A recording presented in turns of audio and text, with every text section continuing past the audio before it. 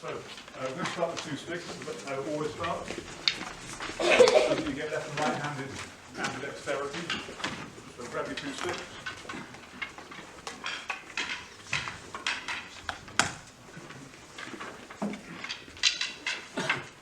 And we'll do the traditional salute on first.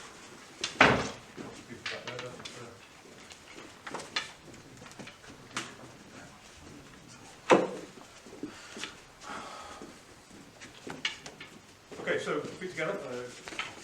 Your left stick across your body like this, your right stick, the bottom of the stick comes to your heart, and you just do a bow. Simple as that. Doesn't go first. So sticks up. Okay, so these are basic stick handling exercises. You get a bit of dexterity, ambidexterity. We're using both left and right, and it's part of the warm-up structure from the school. So the first thing we're going to do is vertical up and down. So throw the sticks up and down.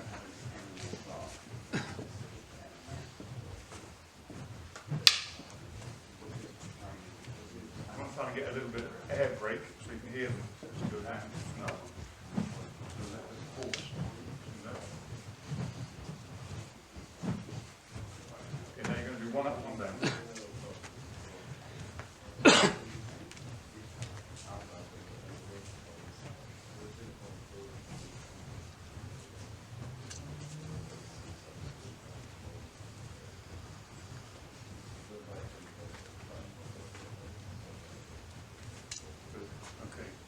We're going to go horizontal across. Make a little space. What you want to try and do is, as you do this, go left over right and then right over left. So you're alternating your arm position. And allow it to go all the way around the body and all the way back.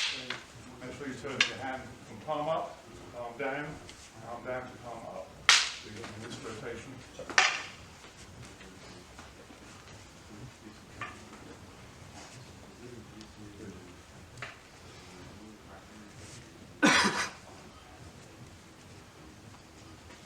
Next we're going to do diagonal, so we want to just put your hands like this. We're going to come across on the diagonal line and open out again. So it's this one. This is called wunting, which means scissors. You make a sizzling action to your sticks.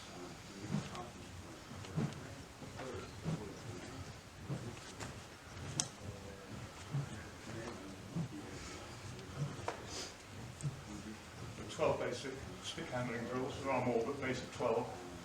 Call it the dirty dozen. That's what we're doing at the moment. Good. And now you're going to do the other diagonal.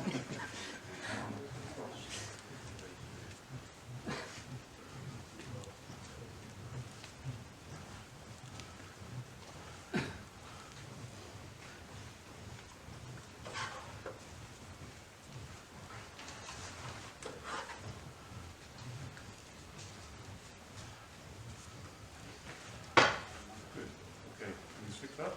And then we're down with X. Like this. So big X in front of your body. Cross the arms, bring them up, uncross the arms.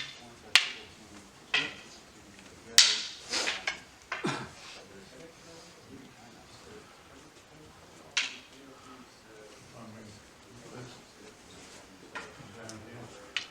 Pull them back up. It's always going from high to low.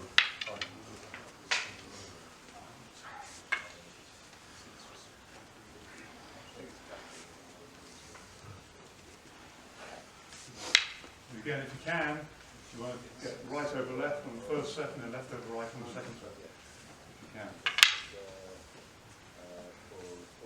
Without rubbing your head and patting your stomach.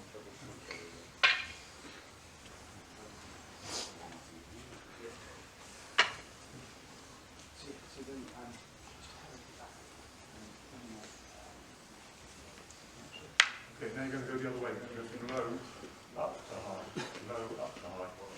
This gets everybody. First try this one.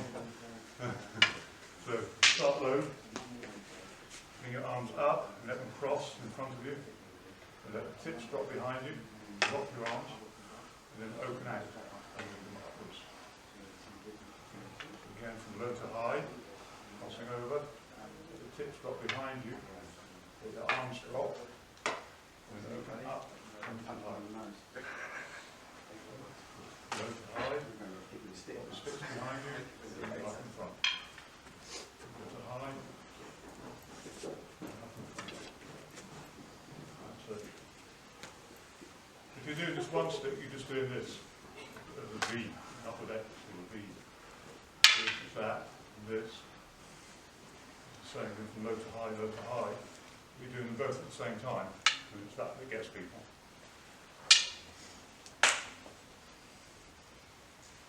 Yeah,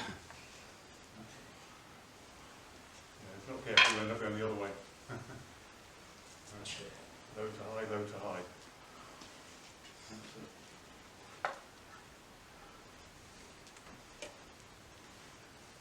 If you can, this is a big thing in the tackle system, don't allow this to happen at any point. So always keep these two thumb and index fingers are your locking mechanism. Your other four fingers are your waggler, you call it, okay, gives you the life to the stick. So you don't want to choke your stick. You live with a life in the stick, but you don't want to let these come apart, because that's when you can get these sticks. Okay?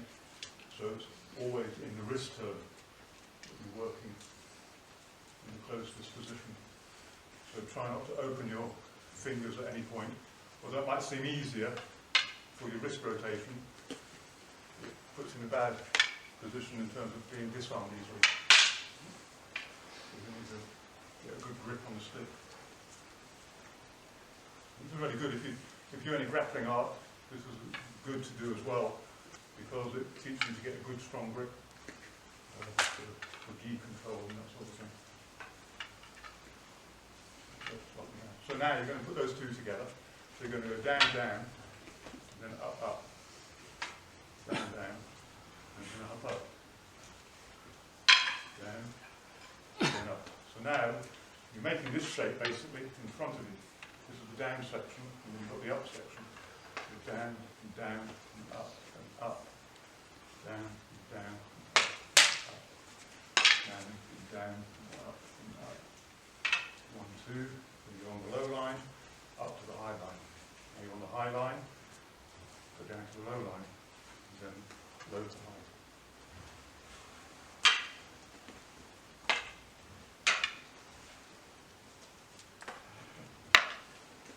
Good.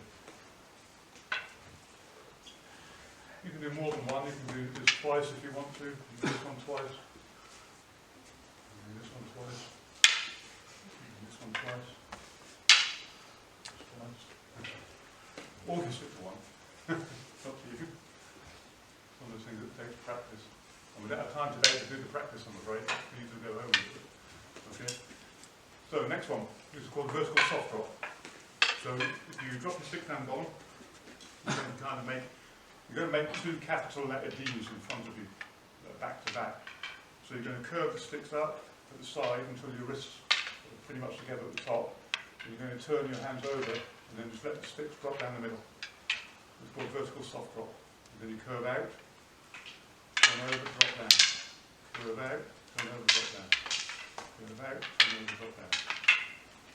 Yeah. I would say to my students, if you attach a bit of material from here to your ankle, you look like a butterfly if you do this.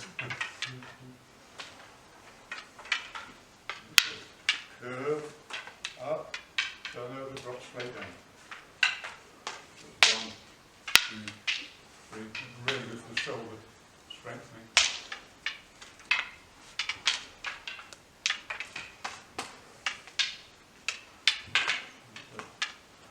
This is actually one of the techniques we use in close quarter sparring to draw.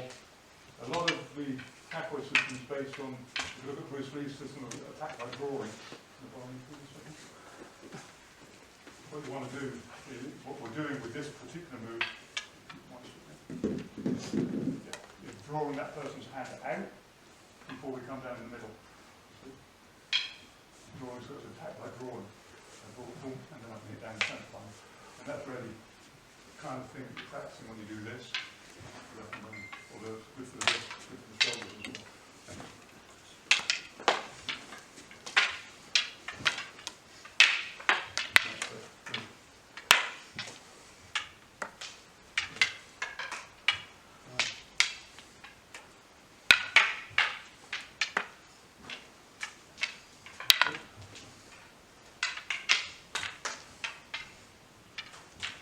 headquarters, they have an electronic timer set for 3 minutes. And they set that off and you go through all of these drills for 3 minutes each. This one. Lessons out there last about 2.5 hours. Usually do an hour of physical training, technique training, and then an hour and a half of sparring. It's heavily dominated by sparring. Okay, next. This is called Kabbalah. So we're just going to throw the tips of the sticks forward. This is the start of the curving strike. So you're pronating and supinating the wrist as you throw the stick in the centre line, making the shape, and throwing the tip in. It's the tip that does the damage on the stick. This is where you always want to be focusing your energy.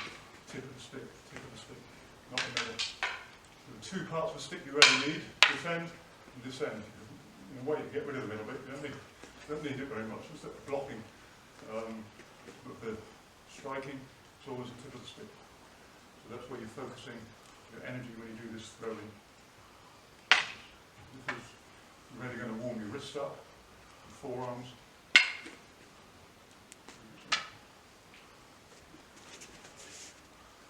You're probably putting a lot of weight into your hands when you do this, and your wrist. It's important to always start these really slowly.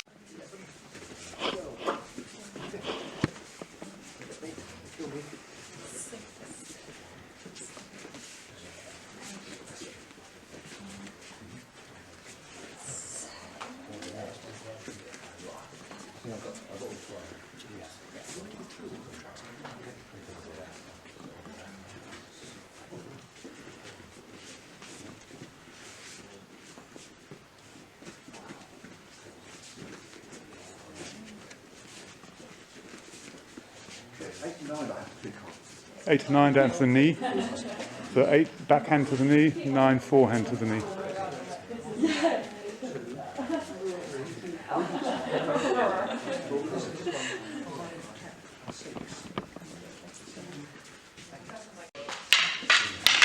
And time.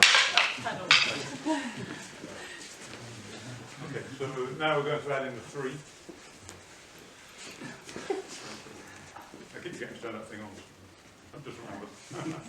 So on the 1, there's your 1, here's your 2, and then your 3 is over this side. Okay, so you just need to shift your wall over to the other side. And I'm going to go 1, 2, 3. 1, 2, 3. 1, 2, 3. 1, 2, 3. 1, 2, 3. 1, 2, 3. Okay, that's it. 3, 2, 1, time.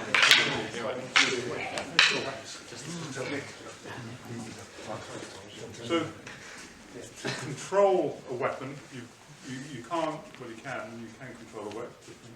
You can control a weapon, you can grab hold of it, but when it's coming at you at 90 miles an hour, you don't want to be grabbing hold of it. So you've got to learn to control the hand, because this is like the engine to the stick. So you've got to stop the engine from working, and the stick can't do anything. Okay, and this is how you start to gain your control. So from on the angle 1, I want to be able to grab that to control what's going on so that I can get my strike in. See, so it's very aggressive kind of stuff. On the angle 2, same thing. I want to be able to get that to control it to get my disarm. See, to get a lock technique that's going to come through. Move. say. See? So that left hand works a lot. Filipino, they call it the right hand, because it actually does more than the weapon holding hand, especially at close range. It's very important. On the 3 here, I want to be able to control this. I can get it disarmed. See, and work into whatever I want to work, either a strike, or a lock, or a control position. This is the thing, as I said earlier, when I first went to the Philippines and I met John, and I'd had a lot of years' experience in Filipino martial arts, but there was never any sparring. It was all drill-based, sombrado and all that sort of thing, and hooba. And then the first lesson I had with John, having done all this for 6 hours, he said, okay, we're going close. And I didn't know what the heck I was doing. I'd never been that close to something on this sort of thing. And he just batted the hell out of me. And said, okay, tomorrow we start learning. And I'd already done 10 years of Filipino martial arts before that. That was quite funny. I've kind of lost my point on that, but I'll come back to it in a minute. Come back up. Okay, so it's funny, when I start talking about something, then I get a memory of what happened. I go back to the memory, and then I forgot what I'm talking about. I think it's old age. I don't know. Being hit with a stick a lot. Being hit with a stick a lot. Yeah. Okay. So yes, my point was, I've never sparred with a stick before, and then John was to teach me how to spar with a stick. And what I discovered was that it wasn't that you didn't know how to spar; it was that everything was taught out of range context. All the training was taught, JKD stuff, all that sort of thing, was always taught with this kind of range, and very blocky. So it was like this. It was very block orientated, didn't really flow in a sparring sense. And the first thing I really learned was, when you get to this range, it is very, very different from how you have to move. And you can teach all sorts of stuff from this context. Just do angle 3. See, you go block, you go strike, you go here, and you go a nice throw takedown. When you're doing it from this range, it's very different. You've got to make that work for you at this range. See? And it's not blocky anymore. It's a sudden flow. Knowing where you are, where your stick is, where your left hand is, where his hands are, where your target is that you're going for, where the leverage is, because you need to understand leverage for these sort of things. Base point, fulcrum, and lever. You need to understand those principles. You need to know what to do if he counters from this range. So if his left hand, he's going to go for this hand. He's going to try and control this, you see. But what that gives me another lock position. See? I can move and I can take this and get this arm on his stick. See? Now I've got both of them. So it's very different from making all the stuff that I was taught before. I knew this. I've been taught this many times in different systems, but never in a sparring context. How the hell do you get there in sparring? And that was a big thing that I learned with the Kakoi system. But it was always about fighting, always about sparring. He had over 100 challenge fights that he never lost. And there was other schools saying, we think he used to say it was like the Wild West back then. He'd have challenges from school to school, and he was the one that used to fight and save the honour of the Dorset Barrows School. So he had a lot of experience on that kind of level. So we've done 1, 2 and 3. What we're going to do now, next section, is we're going to start on counter-striking. And there are lots of different methods for this, but we're going to go straight into the 4-count system, because it's where everything starts to come together, really. So on the angle 1, our 4-count system, here I want to hit him with this end of my stick, but you can see his stick's in the way. So I move his stick over there, and I've got a clear line. You see, so on this block, it's a boom, there, 1. You see? Then I go 2, I hit the other eyebrow. Then I do what's called tappy-tappy, because I need to get through this arm. I want to get a strike to his hip next, number 6, but my left hand's in the way. So I've got to move it and replace it. This is also a hidden strike, boom, to the hand. Then I've got my angle 6, which is here. And then we have the curving strike, which comes around the side here. Because if I do a flat strike, he can stop it like this. You see? Curve strike. You see? He can stop my hand, but it'll curve round here, here, with the kidney. Now John was telling me some years back, he got hit in the kidney by a cacao in sparring. He was peeing blood for 3 days after that. And that's from close range. It's pop! Yeah. So it's powerful. So this is one, first block, move the hand, strike the temple, cut through, tapion, replace the hand, because I still want control of this. Angle 6, all the way through, and then a curving 7, curves around. And when you do it, it's a bit like skimming stones. You're going to get a turn of the wrist. Pop! Just goes in. Okay. If I go to tones, so the backhand clears the line. There's a backhand, there's a forehand. Tapion. Horizontal 6 and the curving 7. And then I'll go 1, 2, 3, 4. Open, no. Open, 2, 3, 4. Yeah, no, one more time. 1, 2. See, this is called liso, bat. It's a very short bat strike. Although it's like this when you start, later on it just says that, bat. Hit, bop. This, bop. I call it the open box. So it's the 4 points of a box that you're going for. Strike. Left hand point of the box. Top of the box on the right, bottom of the box on the left, bottom of the box on the right. Have a go. Well, I took.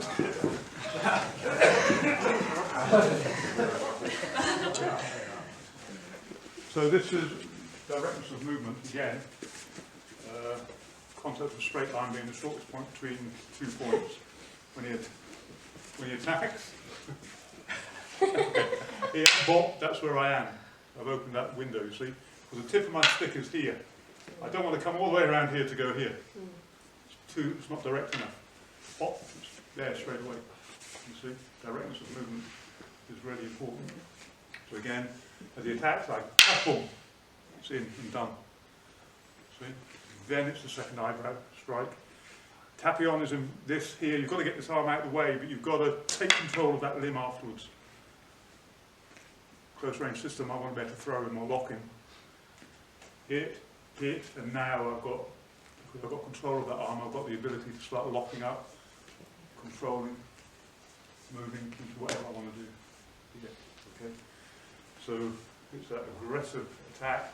Exactly attack and walk through him. That's game over, really. Yeah, all the rest is icing on the cake, isn't it? Yeah. The rest at the end of the day. So, like I said, this is a hidden strike if you really want to. Okay, you can disarm. That usually disarms them anyway. I've never known anybody get hit there and still keep hold of their stick. I've seen people get hit there. I've been hit there before. And my stick's gone. That's the last thing I'm thinking about. So, but, you know, for purposes of understanding your art, that is a strike as well. Okay, but this, don't leave it out here, because if it's out here, he can start taking control back and pull it away. You see, I'm in, keeping him off balance all the time. See, getting him in, boom, so I can hit that, and work whatever I want to be working from there. Okay, so when I do the whole thing, it's 1, 2, 3, 4, and this is on my body. If it's on you, you can deal with them. I think Bob Green has a saying about knife: if it's on you, it's not in you. Yeah. Same idea. Okay, so is everybody happy with number 1? Kind of, yeah. We'll keep going over these throughout the day anyway, so you're going to reinforce learning through them. So the angle 2 is the backhand. So this is 2. So I've done the block. The principle of directness of line, my point is here, so my direct line is there. Okay, so I go to his other eyebrow now, I go pop. Then I'll hit the other one. So this is a reverse box, because it's just doing the same thing in the opposite direction. Here, I don't need to tap it because I've got a clear line to come under. I do the 7, and now here I'll do a curving 6. You see? This movement we did earlier, the 2, 6. Remember? So this is the backhand curving strike. Is here. Back. This way. So on the 2, you go 1, 2, underneath, and curve. 1, 2, underneath, and curve. There it is. And there's a 2. Bop, bop, bop, bop. And there's a 2. Right. Good. Yes. No, that was number 1. Number 1 or 2. But that's fine, because you can do that. But obviously there's an advanced version I've just slipped into by mistake. I do apologise. That's level 6? Yeah. Let's try again. Correct. 2, 3, 4. Yes. Beautiful. Okay. So one more time. And here, I'll do the block. Hit the eyebrow direct, hit the eyebrow, horizontal straight through the centre and curve in the back. Okay. Number 2, reverse box. Okay, okay. We're doing angle 2 now, backhand.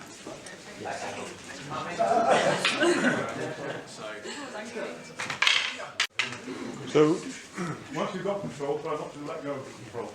Okay, so if once I'm here, and I've got the control of the stick, I don't let go of that stick. Okay, I keep that control all the time. What you don't want to do is this and then think it's just this. You can hit me with that. Okay, I'm giving him freedom to do that. Once you've got it, you keep that control until you've done whatever it is you want to do. Okay, you don't give me the opportunity.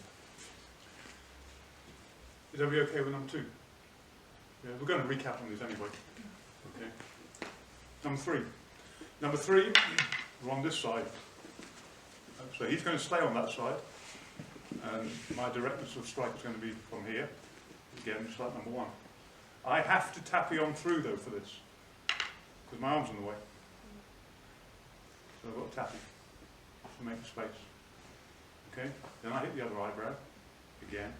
Now this one now curves down on the collarbone and then slashes through the body here. I call this Zorro because it's like making a Z. Okay, I have funny names for all of these. We won't get to spank the pony today, I'm afraid. My favourite. Because I always think he's saying spank the Tony. I think I do call it spank the pony. It might have been. It probably was no Tony, right? Yeah. So the 3 is here, here, here. Then I tappy on through, I don't, that's number 1. I turn my stick over so I can diagonally strike through the collarbone and then straight through on the horizontal line. Okay, just like a Z. One more time. Here, here, diagonally down and through. Okay.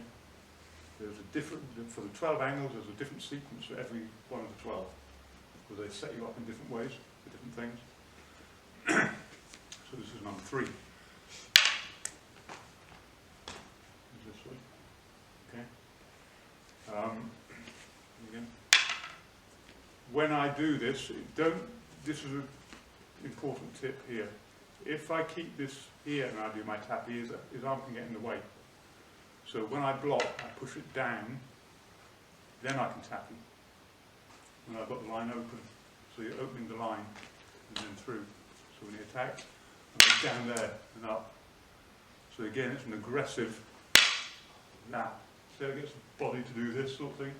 Because people expect you to be nice and passive with this. You don't, you go pop, pop, and through. Work on their body reaction. Here, here, and through here. Okay? 1, 2, diagonal down, through. Okay? Give it a try, and then we'll recap all 3.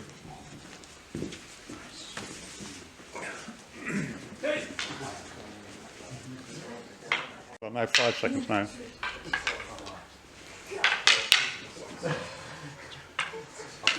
And time. Okay, so that's what we're going to be basing everything off, those 3, okay, for the rest of the seminar. So we're going to recap those in a minute. I'm going to give you time to go through them. You're going to do 1, 2 and 3. Can we make sure the camera's not on? So tell you, attach 1, I do number 1. You attach number 2, I do number 2. Attach 3, I do number 3.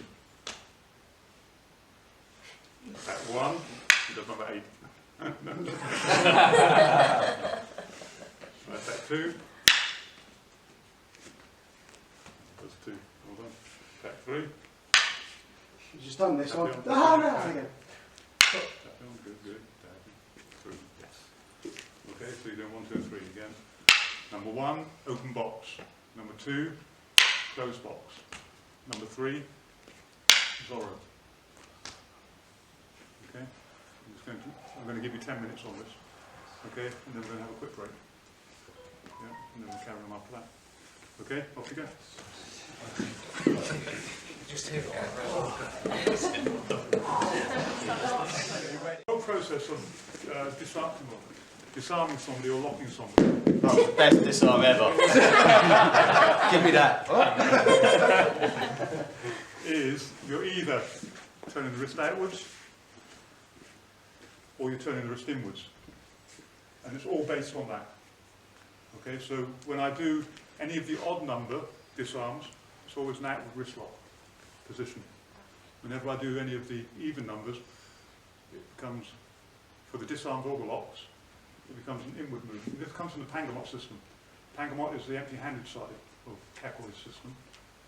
And it's based on old-style jiu-jitsu and judo, not the modern stuff. It's all about wrist locking, finger locking, all of that sort of thing. So the outward wrist turn and the inward wrist turn is what the whole thing is based on for disarming and locking. So when you know that, and you do the on this disarm, when I'm here, I'm doing the outward wrist turn. Go to Gyashi. Pop, see? When we come on to number 2, and I work here, I'm doing inward lock disarm. You see? And this understanding of whether you're either turning the wrist inwards or outwards is the process that this is all based on. And then, so you're already learning how to do this and how to do this straight away. But you're learning it from the stick first, rather than the empty hand side first. Whereas most martial arts systems work the other way around. You learn the empty hand side, and they give you a stick and you think, what the hell do I do with this? But when you learn with the stick, it translates pretty quick. Yeah. Which is why the Filipino martial arts tend to work on the weapon first, rather than the empty hand side first. Okay, so when I do an outer wrist lock, this is up level with the shoulder here. It's not down here. It's up here. So when I do the disarm, we're working this. It's up here. You see, up on my shoulder here. Into here. Okay, so we bear that in mind. First one is based on the outer wrist lock position. Okay, go back a few times and then we'll move on to number 2.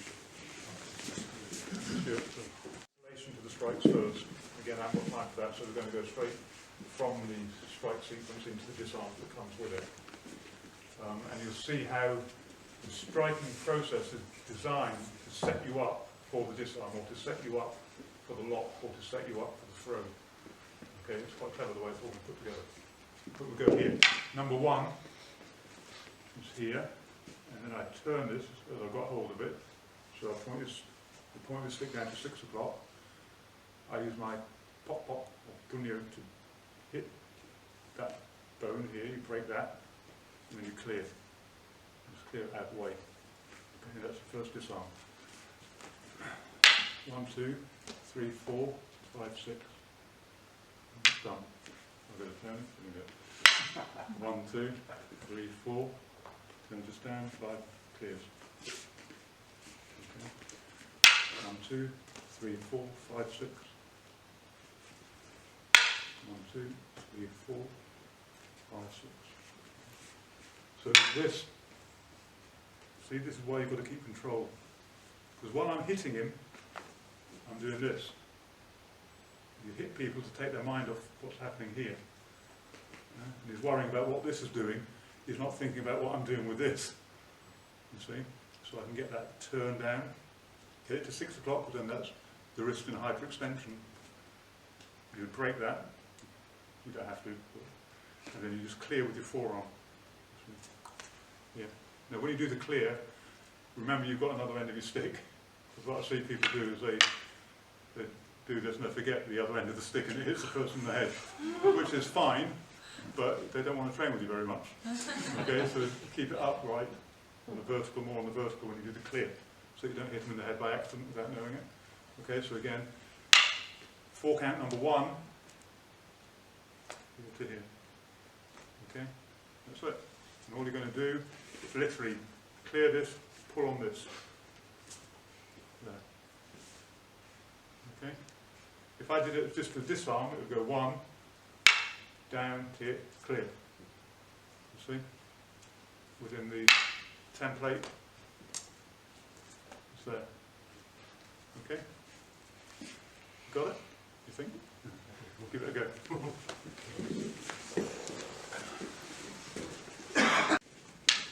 So the tap is my final control point. And as I take my tappy here, I don't hold onto the hand, I pin his hand to the stick. It's like a hinge. Okay? So that when I turn this, I'm partly holding the stick now, not just his hand. You see? So that when I clear, I've got control of this. This is part of a very, very subtle movement. So here I'm holding the hand pretty much. But as soon as I take this, I come to this position where I'm kind of controlling the thumb, because that's going to give me a thumb peel if I want it. And that's the secret of the disarms. Yeah, that thumb peel back. Okay? So 1, 2, 3, 4, and I'm stick and hand. And I'm using this like a rudder, turning it down. Break. See, here I've got control of the stick. But I've also got control of his hand in that I'm controlling his thumb. That's the only thing I need to control. See? Clear this. Because when you've got the thumb, you can put this where you want. Can't you? See? So break and then hit this away. That's it. Okay?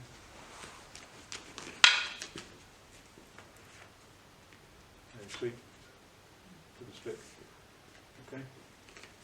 Have another go. Again, it's something that takes time to work and practice. Okay, so number 2. So if you remember what I said, number 2 is, is working, instead of working, you're taking the arm this way, you're now taking it this way. Okay? And this is the same process. If I used to do this empty-handed, and do number 1 shot, okay, I would control here. Number 1 is the same thing, it's going out that way. Number 2, I control here, I'll go here. It's working the opposite wrist curve. Okay?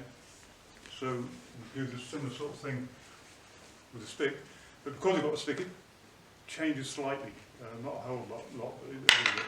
So we do the template. Now here,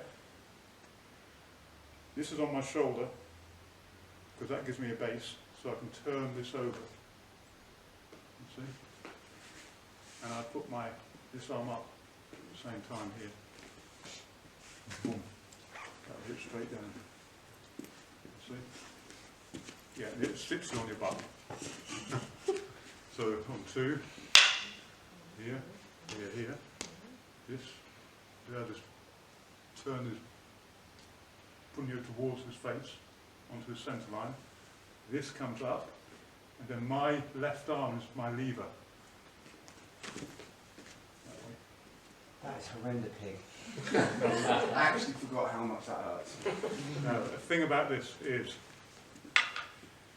if I get the thumb, and I won't do it, but that is now a lock, and I can damage him badly, because I can tear all these tendons here with that. Because this is incredibly powerful. Yeah? Because the stick gives you a lot of leverage. Yeah? And I see people do this in normal, and they're in agony. So the tip I do, whenever somebody does this one to me, because it hurts me, because I've got really bad wrist on the side anyway, but when I do this, I know what it's going for, so 1, 2, I get my thumb out of the way now, because he's going to I know he's going to disarm me. I remove my thumb, so he can't trap it, and then he can push down, I can just let go. And I'm not getting that caught up and having this horrendous, because it's nasty. It's a really nasty lock if you get caught in it. Okay, so as soon as I'm going here, get rid of your thumb. I can just take it out, and it's safely done. as opposed to causing major injury to their wrist. Okay. So again, this is a template. You're ending up on this backhand side, on my shoulder, and I push towards him and turn that over. Okay. There. My left elbow goes over his elbow. But before I get that elbow here, I go whoop with that. Because this is a strike, straight down number one. Boom. You see? Just like when I do this disarm here, this is a strike in reality to the head. I said to you, come up here for safety. Boom, you hit him in the head. That's still going to get the disarm as well. You see? This one. When I do this, boom, I'm going to hit him in the head next. So it's direct all the time. Okay? So on the two, sounds like the phone I've got in the academy. I want to go and answer it. Boom, there it is. You see? We're up now. Getting our controls. Last time. Two. Close box. Push. Over the top. And down. Just get your thumb out of the way. Okay? Don't have to go sit again.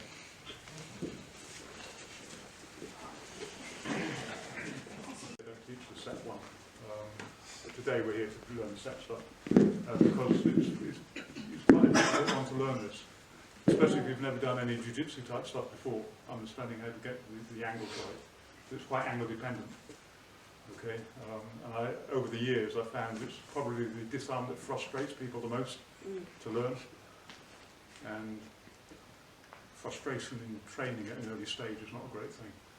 So I threw that out, got rid of the frustration for people, and then I just put that one now into the more advanced curriculum as a disarm.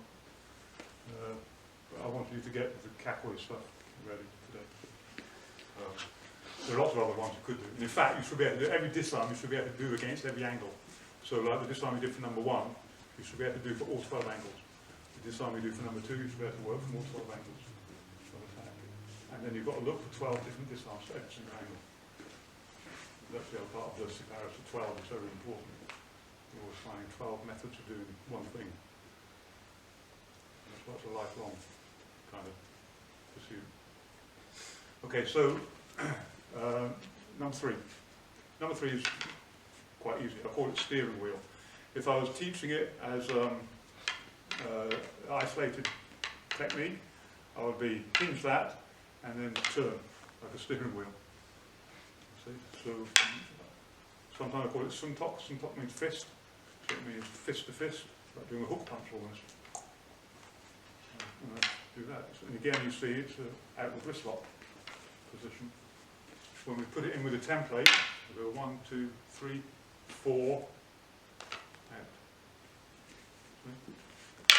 1, 2, 3, 4, fist to fist. Turn it out. Punch it through. Very simple, this one. When you've done number two and then you get number three, you think that can't be right, because that was really simple. One was really difficult. But this is the way the process works. Here, here, here. Turn. Again, you're getting the point to stick down to 6 o'clock. My fist also turns, just like a steering wheel. Punch it out. Okay, really easy. Okay. All of number two, all of number three. Okay. But we also have what's called the lock flow. So lock flow is when you learn just to go from, or disarm flow, just to go from disarm to disarm to disarm. So so it teaches you in isolation. This is number one. You see, how do I manipulate the stick to get to number two? How do I manipulate that to get to number three? So you can just flow. So the idea of this is if you get resistance on one, you can just flow to the other. See? If I'm trying to do this and he starts to resist, well, what's it going to do is going to resist in the opposite direction. So I take it in the opposite direction. If he starts to resist, what's it going to do? It's going to go in the opposite direction, so I take it in the opposite direction. So it's using the judo principle of going with the force that's given, you see. And again, that goes through for all 12 disarms and for all 12 locks. So everything has a flow. Like the strike sequences that you did, number one, can flow straight into number two, can flow straight into number three. can flow straight into number 4, can flow straight into number 5, and so on. They all flow one from the other. And same with this on the disarming sequencing. This is disarm 1, this is disarm 2, this is disarm 3, this is disarm 4, this is disarm 5. You see? And you can flow all of that. So it's really teaching you how this left hand has to work through the whole process. It's nothing's done in isolation really. It's all in flow. So you've done number 1. So if you remember, number 1, I'll just recap, was to do the 4 count and then do this outward wrist turning disarm. Number 2 was to do your open box 4 count and do this disarm. Number 3 is to do the closed box or the Zorro and then go into this disarm. Okay, so that's on the first 3 disarms. So next we come on to the escritos, which is just throwing element. Okay. Why is he laughing? That's made me really nervous. So, and again, it works from the template. You can do it in isolation, but we'll work from the template. So you've got here and here. And what I do is put it here. And you can see it's still the outer wrist lock. You're doing the outer wrist lock throw. So 1, 2, 3, 4. Now this is, I gather this into my pocket. You see, I reach over the top. The whole thing over. So this is all we're doing. It's that. You've got a stick to help.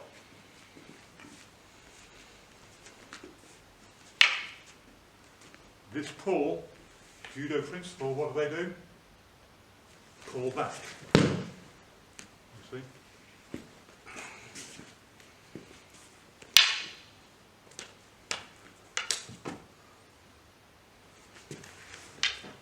we go.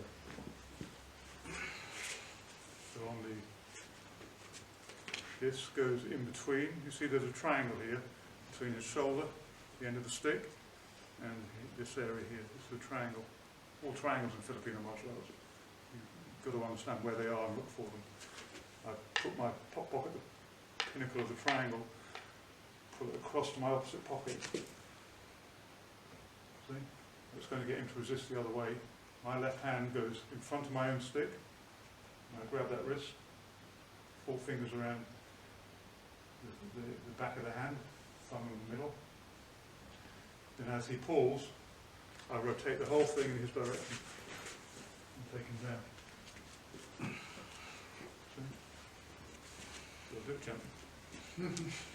1, 2, 3, 4, in, and it's gone. Like that. Okay? Think you got it? If not, you're more than welcome to come and do it. People often say, can I see that again? So yeah, come on. They know fucking don't.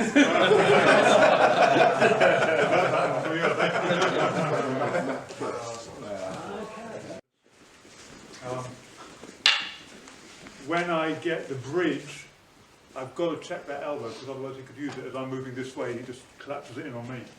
Okay, so you've got to get the elbow control. 1, 2, 3, 4. See?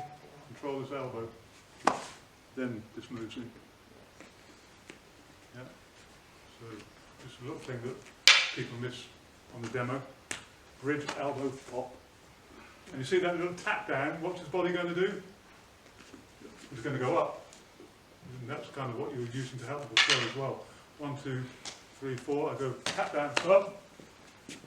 See, with his natural body reaction, go, oh, I'm going to stand up again. When you push somebody, they resist, don't they? And that's a kind of subtle bit that's being added into the whole process. So sometimes there are little explosions again to get the reaction that you need, to get the opposite reaction that you want. But that's the judo principle again, coming into play. Okay, so again, think about 1, 2, 3, 4. And this is a hit as well, kidney strop. Yeah, this, so if the catch was under there, in my hand. Okay. And it's just an aggressive bark, bark, bark, bark, walk through the person. Yeah. And this is like doing the number 11 thrust. You know when we did the thrusting things here and here? Just like doing number 11 thrust. Straight through. But check that elbow, otherwise you can get elbowed in the chest or the face. Yeah. Give it another 1 minute, think about that, and then we'll go on to number 3. When I've got this bit here, you can sweep if you need to. It's just when I was demonstrating it on now, I didn't need to, but it was gone anyway. Yeah, only do things if you need to do them. You don't have to always do things. It's kind of like talking when you don't really need to say anything, isn't it? The same sort of thing. So, number 3. So number 3, you've got the Zorro template here. Okay, now here we're going to bring the punyo back this time. So, I call this railway tracks. We've got 2 tracks here. My left hand goes in between the 2 tracks and grabs that wrist, very similar to number 1. Okay? Pop. It's going to be out again. Okay? So again, it's using the outward wrist turn. Okay? Just coming back on number 2. If you say, well, this isn't doing an outward wrist turn or an inward wrist turn, but the movement is. You see, you're still getting this. See? Still this. So the actual frame is the same. Yeah, but you're not working off the wrist, you're working off the body on that one. Okay, number 3. That was a divergence into this. See?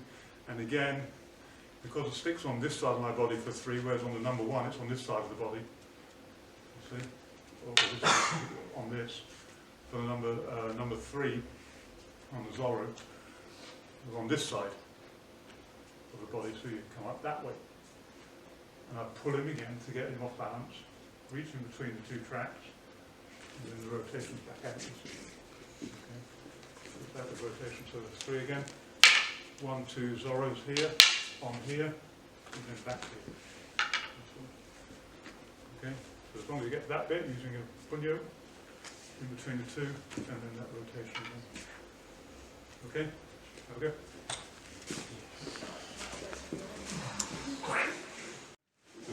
The first 3 attacks, you've done the first 3 blocks, you've done the first 3 4 count sets, and you've done the first 3 disarms, and the first 3 escritos. A lot of stuff. Can you see how similar a lot of them are? Okay,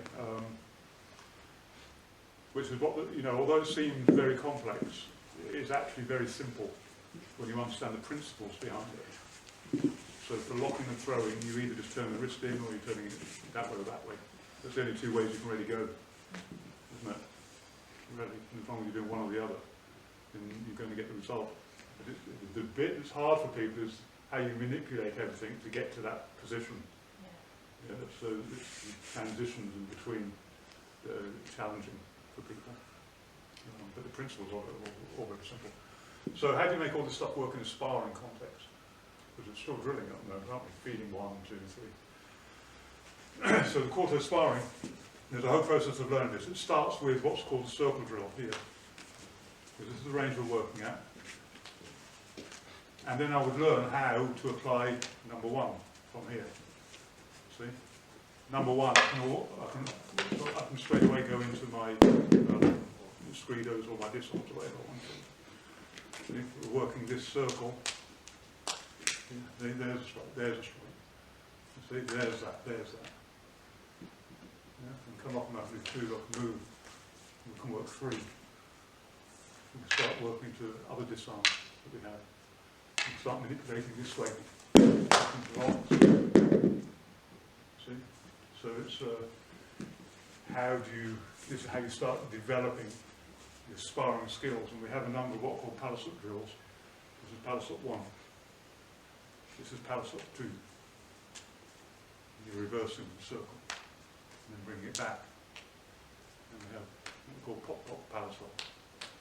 You start learning to use the pop-pop either low or out of circle. See? Start putting these things together.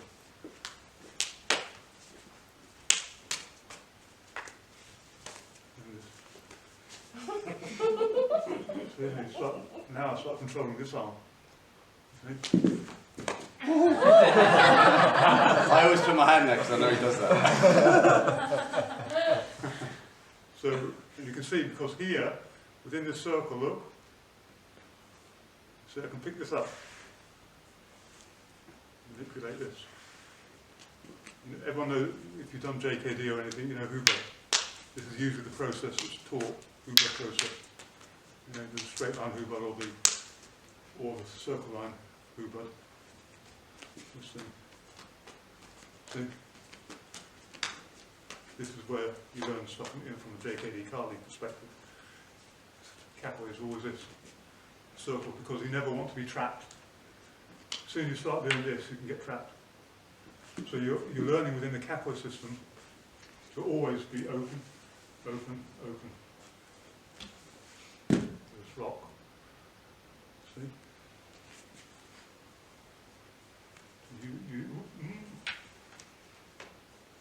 See, you're already there in a lock control.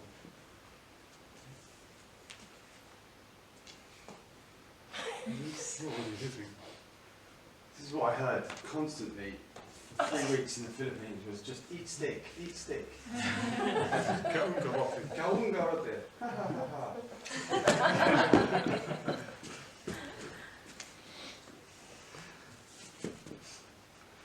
Baiting. Thank you.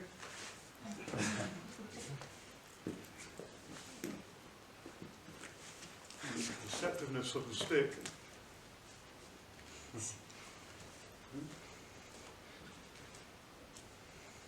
So he's so busy thinking about what the hell is that stick doing. I can do what I want with his left arm. You see? Then I'll take that one, I'll take that one. And I'll take that. And we'll finish. You see? It's just subtly, well, this interplay with this. This arm already. Give me a stick. Thank you.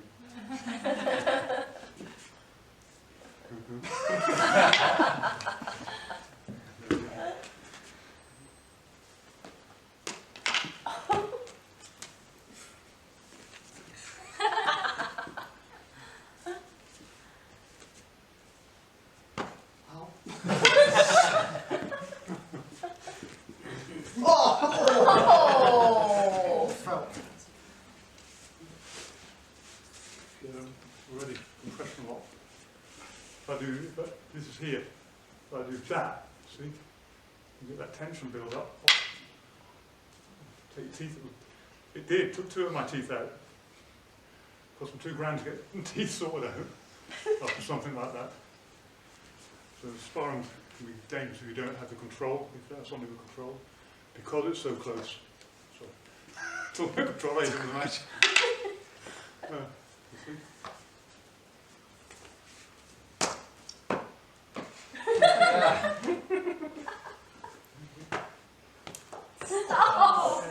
It's fast. It's really fast. But it's fast because it's not big movement.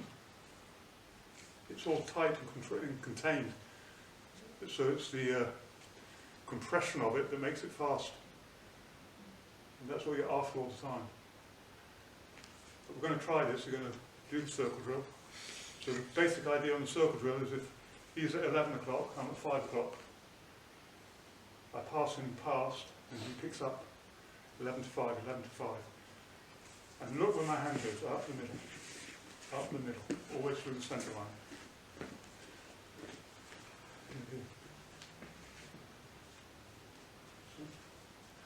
This is the very first exercise we start for learning how to spar. This whole thing. You can see here, it's this core rotation. Yeah. That's how I can set everything up. Okay? Get your partner, have a go. Circle drill. Just do the same. Trying to figure out what to just said. Yeah. So, when you're working this here, as I pick him up, instead of letting him push my arm down here, I bring it to my shoulder. Now as he passes me, that gives me called a sidewinder. And that's your first strike of the fourth. Then I'm going to open him out with the second strike. Then I tap you on, third strike, and then the fourth strike. And I feed in, he can pick me up. So it goes like this. 1, 2, 3, 4, feed. 1, 2, 3, 4, feed. 1, 2, 3, 4, feed. Tony goes. 1, 2, 3, 4, feed. And again. Keep your timing. 1, 2, 3, 4, feed. Time. 1, 2. Yeah. So then, when you've got that, you can alternate.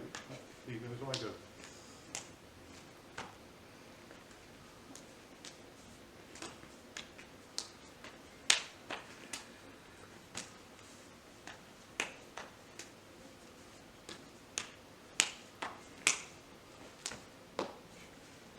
And that's it. Okay. Getting the side one is going to be your biggest challenge when you start this. But as you parry him, instead of letting it go down, I'll bring it back here. Then as that comes in, I can get the first hit. Second hit, so this is opening, closing.